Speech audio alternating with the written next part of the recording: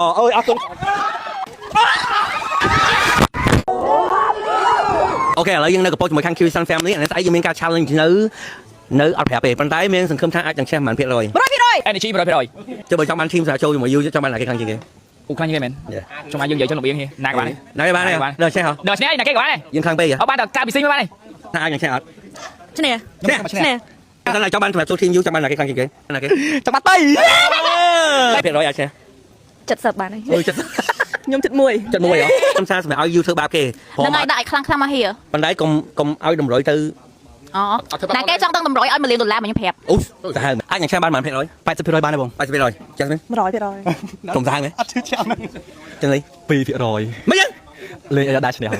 សង្ឃឹមថានឹងឈ្នះបានប៉ុន្មាន%? ខ្ញុំបានទេបាទ100%យ៉ាចុះបើចង់បាន team ចង់បានណាគេខាងជាងគេបើ team មែនបើកំណត់ឲ្យ momentum ហ្មងខ្ញុំគិតថាហើយរៀងមានហើយរៀងឈ្នះខ្ញុំថាអាចនឹងឈ្នះបានអត់សង្ឃឹមបាន%? 5%មានលឺខ្ញុំស្រែកចេះគាត់ធ្វើបានខ្ញុំគាត់ឲ្យ unboxing ជាមួយអីគេ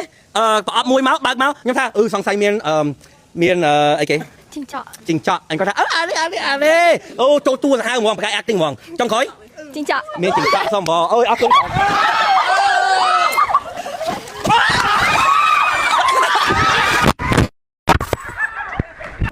Happy birthday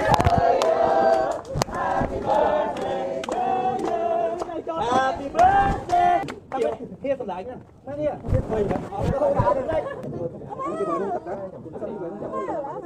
Happy birthday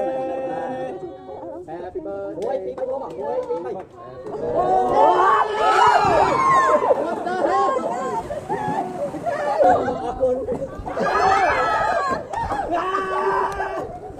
ហេតុដើរឡើងមក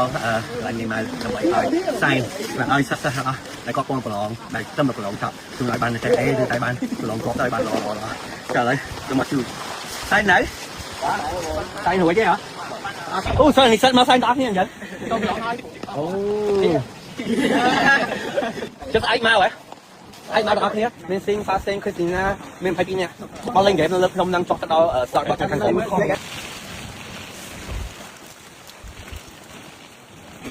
មិញហៀគាត់ជូនឲ្យទៅ